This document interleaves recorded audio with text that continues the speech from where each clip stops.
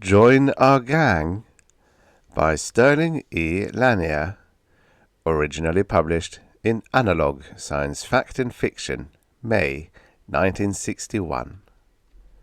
Narrated by Tom Trussel. Commander William Powers, sub-leader of Survey Group Syrian Combine 1027798, and hence first officer of its ship, the Benefactor, stared coldly out of his cabin port. The Benefactor was resting on the bedrock of Island 27 of the world called Murees by its natives. Like all the other such names, it meant the world, just as the natives' name for themselves. Falsetsa meant the people, or us, or the only race. To Commander Powers, 50 years old, with 11 of them in survey work, the world was Planet 2 of a star called something unpronounceable in the nebula of something else equally pointless. He had not bothered to learn the native name of Island 27, because his ship had mapped 1,386 islands, all small and either rocky or swampy or both. Island 27, to him, had only one importance, and that was its being the site of the largest city on the planet. Around the island's 7 square miles, a maze of docks, buildings, sheds, breakwaters, and artificial inlets made a maze stretching a mile out to sea in every direction. The grey sea, now covered with fog patches, rolled on the horizon under low-lying cloud. Numerous craft, some small, some large, moved busily about on the water, which in its components was identical with that of Terra, far distant in the Sirius sector. Crude but workable atomic motors powered most of them, and there was a high proportion of submarines. Powers thought of Earth's oceans for a moment, but then dismissed the thought. Biological technical data was no specialty he needed. Terror might be suitable for the action formulating in his mind, but 1,000 sons of Syrian Combine might prove more useful. The biologists of Grand Base would determine, assisted by data his ship provided in their monster computers, what was called for. Powers had been trained for different purposes. He was, as every survey commander was, a battle-hardened warrior. He had fought in 2 major fleet actions in his day, and had once, as a very junior ensign of the Syrian Grand Fleet, participated in the ultimate horror, the destruction by obliteration of an inhabited planet. For planetary destruction, a unanimous vote of the Syrian Grand Council, representing over 4,000 worlds, was necessary.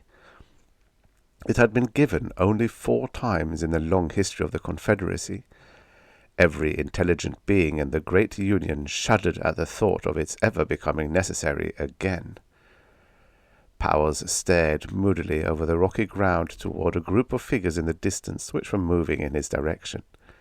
The final delegation of the Murees government, a world government, was coming for its last meeting before the Benefactor departed into the far reaches of space. Powers braced himself mentally for a grand effort. He held equivalent rank to that of a galactic admiral, and it was held for one reason only, because of his real work and its importance. He was a super psychologist, a trend analyzer, a salesman, a promoter, a viewer, an expert on alien symbology, and the spearhead of the most ruthless intelligence service in the known universe. Long ago, he had transferred from the battle fleet to the inner school at Sirius Prime for the most intensive training ever devised. Now it would be put to the ultimate test. He heard the airlock open and turned away from the window. He had a long way to walk to the neutral council chamber, for the Benefactor was a big ship, despite the fact that only 20 beings comprised the total complement. Down the echoing corridors he paced, brow furrowed in thought. Mazachaz would have his own ideas, he knew, but if they made no impression, he would have to put his oar in. Each being on board, whether he breathed halogen or oxygen, ate uranium or protein, had to be independent in thought and action under certain circumstances. The circumstances were here and now, in his judgment. He arrived at the door of the council chamber and entered, an impressive sight in flaming orange and blue uniform. 4 members of the Supreme Council of the Muries rose solemnly and inclined their heads in his direction. They were tall bipeds of vaguely reptilian ancestry, most of their height being body. They stood on short, powerful legs, terminating in flippered feet, and their long arms were flanged to the second elbow with a rubbery fin. Only 4 opposed fingers flexed their hands, but the dome-shaped heads and golden eyes screamed intelligence as loudly as the bodies shouted adaptation to an aquatic environment. Around the brown torsos, light but efficient harness supported a variety of instruments in non-corrosive metal sheaths. All of the instruments had been discreetly examined by scanning beams and pronounced harmless before any contact had been allowed. Across the central table, Sark Mazachas of Lyra 8, leader and captain of the survey, stared red-eyed at his executive officer. Mazachas resembled the delegation far more than he did his own officer, for he, too, had remotely reptilian forebears. Indeed, he still sported a flexible tail, and save for his own orange and blue uniform, ablaze with precious stones, resembled nothing so much as a giant terrestrial chameleon. The uniforms were no accident. Surveymen wore anything or nothing as the case called for it, and the Fulsetha admired bright colours, having few of their own and a good colour sense. The gleaming jewels on Mazachas's uniform stressed his superiority in rank to Powers, as they were meant to. Of the 20 surveymen on board the Benefactor, Mazachas and Powers were the only 2 who most resembled, in that order, the oxygen-breathing natives of Muries. That automatically made them captain and executive officer of the Benefactor. The native population saw only the captain and executive officer of the ship, and only the council chamber. On a world of ammonia breathers, Mazachas and Powers would have been invisible in their own part of the ship, providing advice only to the Skorak of Marga 10, Lambdam, and perhaps nearer of Antares by 12. If a suspicious native saw an entity with whom he could feel a remote relationship giving orders to a weird-looking, far more alien creature, a feeling of confidence might appear. Since Mazachas came from a planet of superheated desert and scrub resembling the Karoo of South Africa, the resemblance could have been bettered, but it was well within the allowable limits set forth in the inner mandate, and in galactic psychology every trick counted. For persuasion was the chief weapon of the Syrian Combine. Outright force was absolutely forbidden, save by the aforesaid vote of the Council. Every weapon in the Book of Persuasion was used to bring intelligent races into the Combine, and persuasion is a thing of infinite variety. As these thoughts flashed through Powers' mind, he seated himself in a plain chair and adjusted the universal speaker to his mouth. Beside him, on a more elaborate chair, tailored to fit his tail, Mazachas did the same, while the 4 Fulsetha seated themselves on low stools and took similar instruments from the oblong table which separated them from the 2 surveymen. Deep in the bowels of the ship, a giant translator switched on, to simultaneously translate and record the mutually alien tongues as they were spoken. Adjustable extensions on the speakers brought the sound to the bone of the skull. For different life forms, different instruments would have been necessary and were provided for. Mazachas, as captain, opened the proceedings. "Since this, our last session with you, we hope some fresh proposals have occurred to your honourable council during our absence," hummed the speaker through Powers' skull. He who was designated first among the Council of the Muries answered, "We have no new proposals, nor indeed had we ever any. Trade would be welcome, But we vitally need nothing you or your combine have described, Captain. We have all the minerals we need, and the Great Mother," he meant the sea, "provides food. We will soon go into space ourselves and meet as equals with you. We cannot tolerate what you call an observer who seems to us a spy and not subject to our laws by your own definition. That is all we have to say." "That does it," thought Powers glumly. The cold and entirely accurate description of a planetary representative of the Syrian Combine was the final clincher. The intensely proud and chauvinistic Folsetsa would tolerate no interference. Mazashars gave no indication that he had heard. He tried again. "In addition to trade and education, general advancement of the populace," murmured the mic. "Have you considered defense?" He paused. "Not all races who travel in space are friendly. A few are starkly inimical, hating all other forms of life. Could you defend yourselves, honorable sirs, against such?" It was obvious from the speed of the answer that the Councillor of Muris had considered, if not anticipated, this question.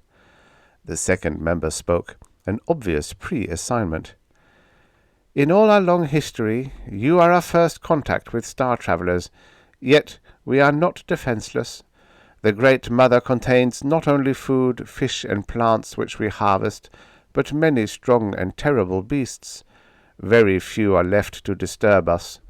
In addition, the implications of your ship have not escaped us, and our scientists are even now adapting some of our atomic devices used in mining to other ends." The voice contained a faint hint of pride as it ended. "We got guns too, buddy," it said, "and we ain't pushovers." The first of the council spoke again. "Let me be plain, respected starfarers. It seems obvious to us that you have learned most of what we represent as a council, if not all. We are the heads of the great clans, and we will not change. It hardly seems likely that you represent a society based on heredity if you include the diverse and nameless breeds of creature you have shown us on your screens. We do not want such an amalgam on our world, causing unrest and disturbances of public order. Still less do we desire authoritarian interference with the ordered life we have developed. Your requests are one and severally refused. There will be no observer. Trade, regulated by us, will be welcome. Otherwise, should you choose not to be bound by our laws, we must respectfully and finally bid you farewell. When at some future date we develop ships such as yours, we may reconsider." The speaker paused, looked at his three confreres, who nodded silently. The first stared arrogantly at Mazachars, and continued. "Finally, we have decided to place a ban on further landings by aliens unless you are now prepared to negotiate a trade agreement on our terms." Powers thought frantically, his face motionless. This was defeat, stark and unequivocal. The parable he had in mind seemed indicated now or never. He turned to Sak Mazachars and spoke. "May I have your permission to address the honoured council, noble captain?" he asked. "Speak, first officer," said the Lyran, his gular pouches throbbing. His ruby eyes to his associate looked pained, as well they might. "Let me pose a question, honoured sirs," said Powers. "Suppose that in your early history of creating your orderly realm, you had discovered on one of your islands a race of Folsetsa as advanced and regulated as yourselves, who wished nothing to do with you." He could feel the alerted tension of the four as the golden eyes glowed at him. "The implications of your questions are obvious," the first of the council spoke, as coldly as ever. "Do you threaten us with force from your combine devoted to peace?" The flat voice of the translator hummed with a quiet and impossible violence which Powers knew to be subjective. The first continued. "We would resist to the ultimate, down to the least of our young and the most helpless female weed cultivator. Do your worst." Powers sat back. He had done his best. The hereditary dictatorship of a united world had spoken. No democratic minority had ever raised its head here. The society of Maurice was stratified in a way ancient India never thought of being, down to refuse collectors of 1,000 generations of dishonorable standing. Ancient Japan had been as rigidly exclusionist, but there had been a progressive element there. Here there was nothing. Nothing, that is, except a united world of coldly calculating and very advanced entities about to erupt into space with heaven knew what weapons and a murderous arrogance and race pride to bolster them. He thought of the dead orb called Sibelia, rolling around its worthless sun, an object of nausea to all life. And he had helped. Well, the boys in biology had the ball now. He forced himself to listen to the first of council as he bade Mazishars a courteous farewell. "Depart in harmony and peace, honourable starfarers. May your great mother be benign when you return to give your high council a message on the far distant worlds you have shown us in the sky." The council departed, leaving Powers and Mazishars staring at each other in the council chamber, their gaudy uniforms looking a little dull and drab. "Well, Sark," said Powers, his ruddy face a little flushed, "we can't be perfect. They don't know about space warps and instantaneous communicators. Plan 2 has nothing to do with us."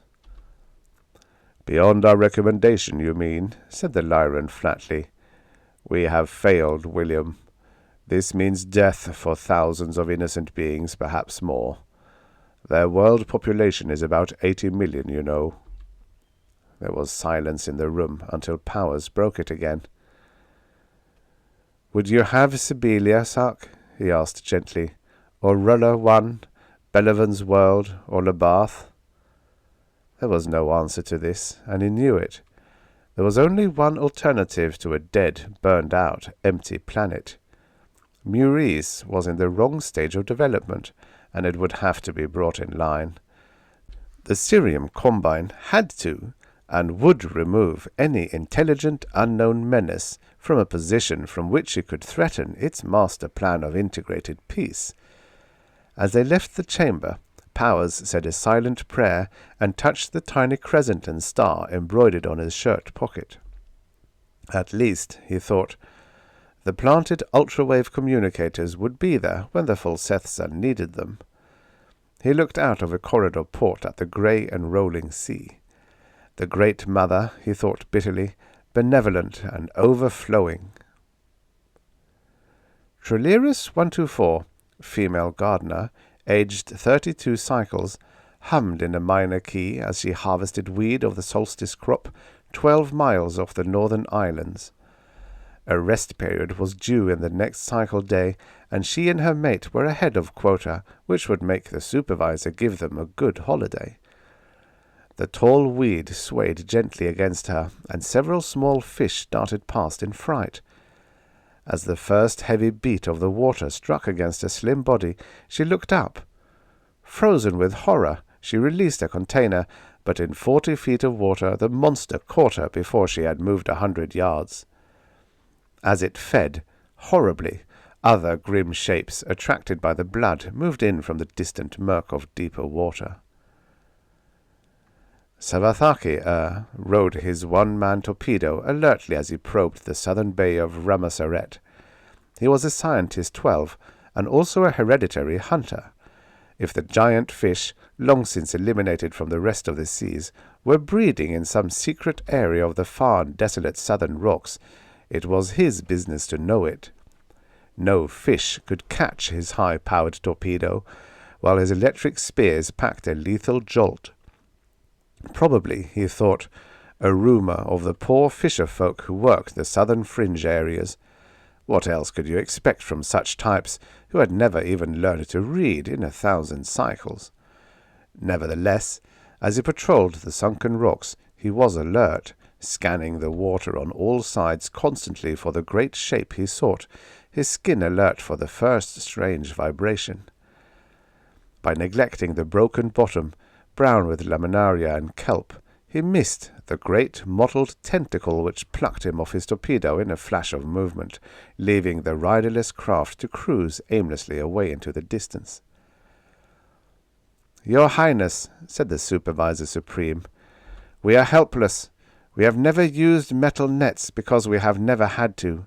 Our fiber nets they slash to ribbons. They attack every species of food fish from the ursa to the crad. The breeding rate is fantastic, and now my equal who controls the mines say they are attacking the miners despite all the protection we can give them. They are not large, but in millions." "Cease your outcries," said the first in council wearily, "and remove that animal from my writing desk. I have seen many pictures of it since they first appeared 5 cycles ago. It still looks alien and repulsive." They stared in silence at the shape that any high school biology student of distant terror could have identified in his sleep. At length, the first in council dismissed the supervisor of fisheries and headed thoughtfully for an inner room of his palace. He knew at last the meaning of the strange metal communicating devices discovered and confiscated after the starship had departed 6 cycles before. It was a simple machine to operate, and he guessed food could be sent incredibly quickly to his starving planet. Just as quickly as other things, he thought grimly. And we have to beg. Ha! Admission to the great peace-loving combine. May the crabs devour them. But he knew that he would send, and that they would come. "I was comparing the 2 reports, my friend," said Mazeshaz, "but I am not so familiar with your planetary ecology as I should be. When Maurice applied for admission to the Combine, I requested a copy of the secret directive from biology, but I had never seen the older report until you gave it to me just now. Can you explain the names to me if I read them off?" "Go ahead," said Powers, sipping his sherbet noisily.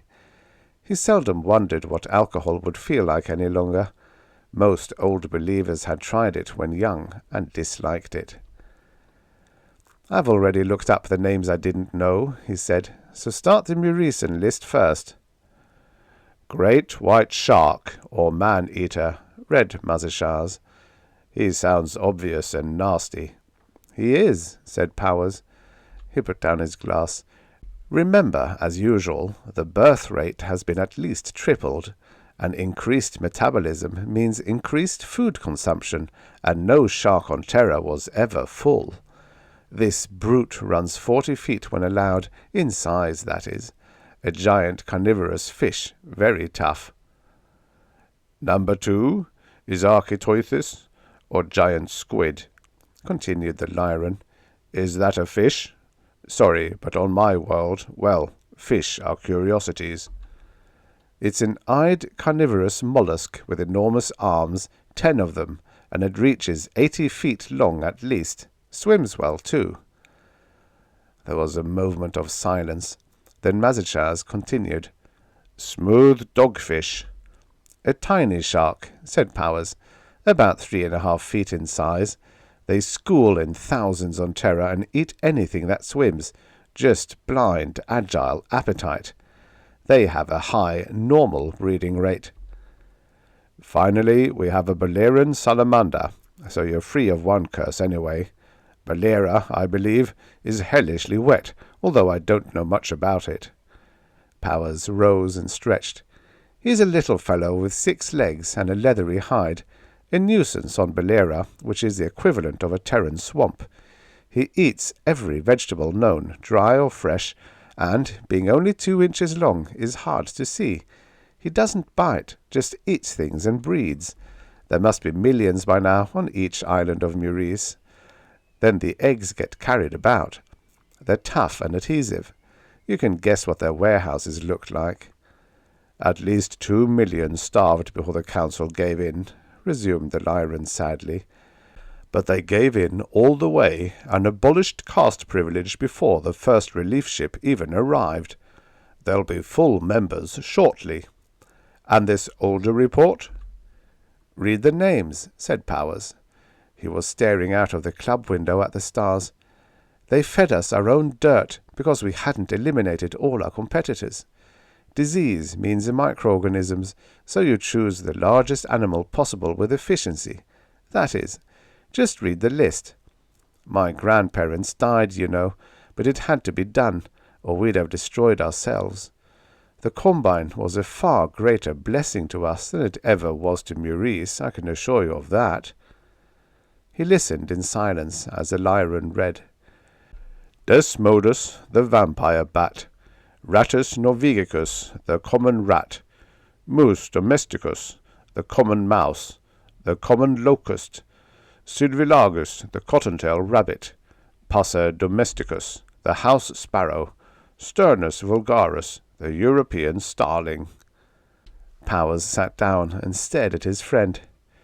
Terran life, by comparison with many other worlds, is terribly tough, because we have so many different environments, I suppose. Hence its use on Maurice. Of course, the Combine increased breeding rates again, but adapting that bat to stand cold was the last straw. He said, the rest of them were all ready and waiting, but the bat was tropical. We'll start with him. Desmodus was a small flying mammal about. The end.